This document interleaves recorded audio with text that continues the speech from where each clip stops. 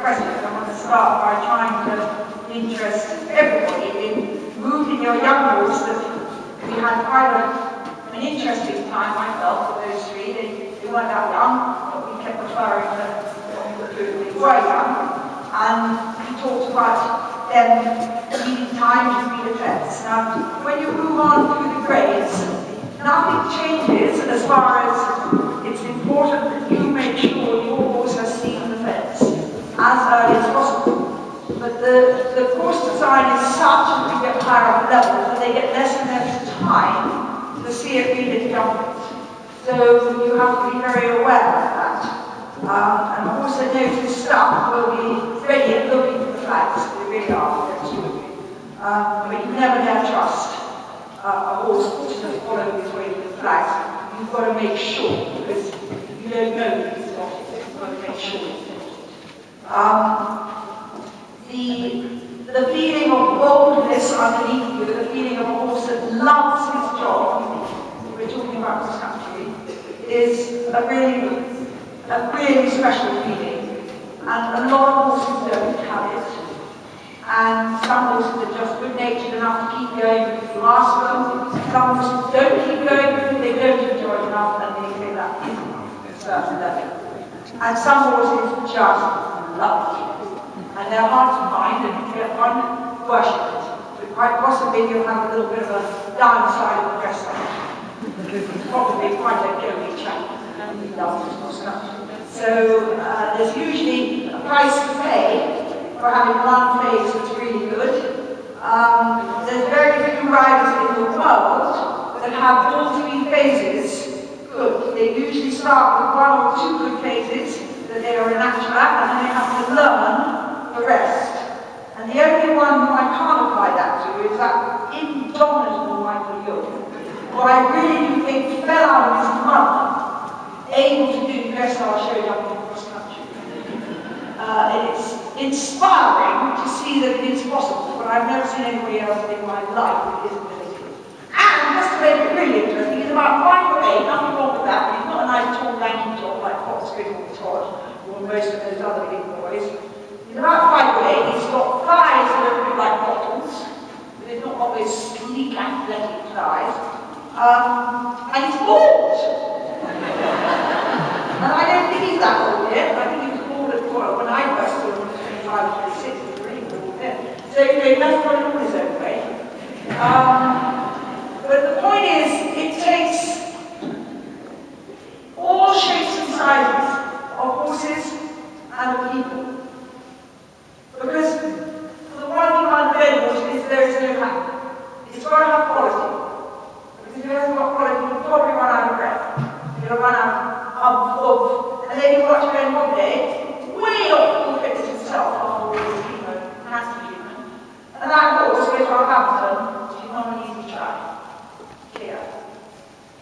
And it comes out, and that's your acid test, and shows up the next day, clear. The horse has got tired of something that did not really show up clear the next day. You think, more than likely, except that we know. So it is really hard to define what is going to make a record that goes beyond the earlier levels.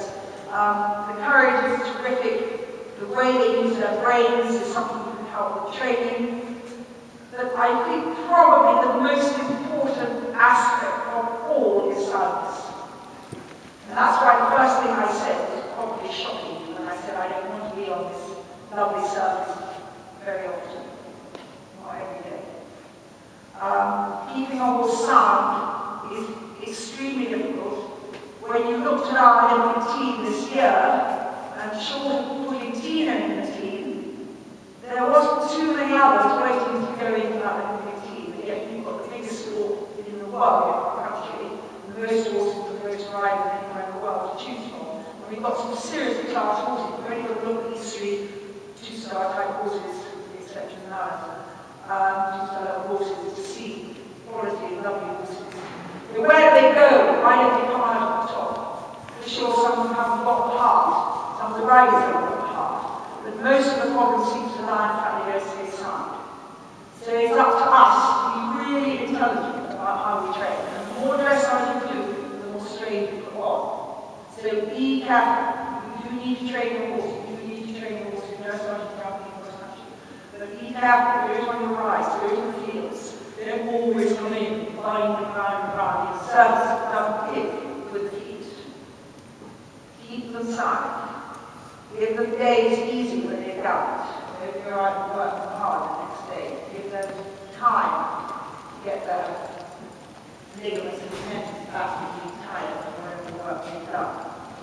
And the hardest thing is probably that you're expecting to show results, get looked at at the end of the season. That's the hardest thing. Because very often it's the wrong thing when a young horse is coming to the race to go out and win more than once or twice. Because it puts a lot of strain on. And yet you notice, you feel you've got to go out and do well. So it is a problem. It'll be interesting to see under the new regime where the changes are made. Because it is disappointing that in a country like ours, which is full, and I know a lot of you guys are volunteers at events as well as riding events, a huge amount of work goes in for people to get no money out of it at all. And you'd like to feel that you're helping support a team that is capable of winning a gold medal. It has been almost all my life. There's been dips, and there will always be dips in everything. But it's dipped a little bit more than usual in the last 2 or 3 years. But to me, that is nothing but a bonus, because there's something awful about being successful. There's only one way to go. When you're a little bit at the bottom of the pit, there's only one way to go. And to me, it's a much greater challenge, much more fun, much more pressure to say, right, we're going to get it back, we're going to get it going. So we've got here a young horse that Nana's riding. Nana is hands up on riding. There you are. A beautiful horse, really like the woman. Just give them a chop round all of them, because it's fun to have a little bit of a critique of them. And I am probably the world's worst judge of a horse, okay? Renowned. So you probably shouldn't listen.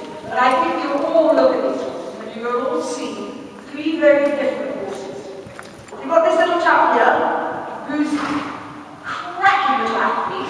He looks Irish, he's actually French Anglo-Arab, I believe. And I can just imagine that horse hurling himself into the air. I can just imagine him to do it, he'd have to go quite fast. Because that's the way of doing it. It looks to me like a real little crack. And he could have a unique amount of boldness and a unique amount of scope on his side. And he could end up in the top levels. But seeing as he is, he's short of trot. But in the 4-star level, trot is a very, very small amount of the test. The horse that's won 3 4 stars, heading the Italian from Lucinda Green Masterclass, and Rolex, I don't think any other horse has done that. Can't trot to save her life. And she's winning one day, long ago. Because Lucinda taught her the surface trick of extending the trot, so she learned to do a little bit like tortilla, front legs flashing along, that legs moving off. But she got a good mark for that, and then barely any other trot that she had to do. So it's not the end of the world when they haven't got a great elegant trot. And one thing Alice will benefit from, because he's got that smaller stride, is that he'll be able to go into a fence faster and be right, because it's just that much easier than a really elegant, big moving horse. So I'm very happy with a horse that trots like that. I would like him to walk well, and I would like him to canter well. Lovely horse at the back. Is he French and gay, is he? French-Irish, yes? What a mix. French-Irish, God. We're in canter. Come on, turn your head. Look where you're going. Go as fast as that, you need to look where you're going. Yeah, now straight line horse if you can. No, get them, put them together, okay? Straight line horse, you don't need to have a... Yeah, straight line express them.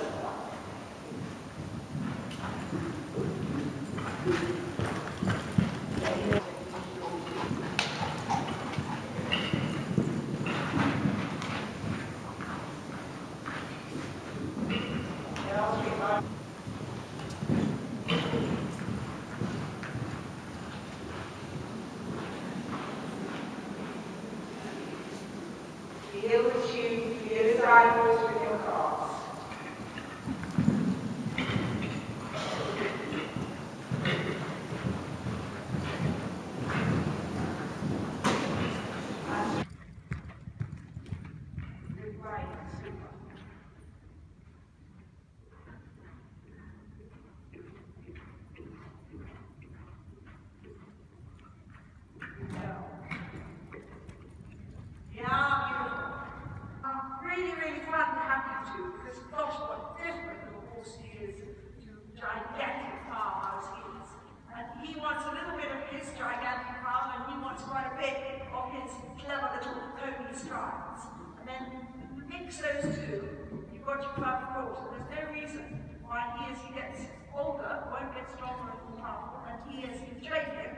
You're very quick at realising you jumped from trouble, and you're very quick at dealing with it, getting yourself in the right position, the right balance. He will learn how your footwork and learn to be clever, but it won't come naturally to you. So don't bother about getting accurate distances. Just put the fences up and go and jump, and let him work out his distance. If you see a good stride, the great rider, Jimmy Elliott, whatever you like to call it, had a lovely expression, two lovely expressions. He said, the last three strides are horses. Any movements that you're going to do, corrections you're going to do, you must do it before the last three strides, and then you should be sitting and keeping that connection and getting the horse to take you to the fence in the last three. And the other thing she said, if you see a stride lovely, ride to it, and you saw lovely strides for that last one, and to the corner, both of you. If you don't see it, sit up and keep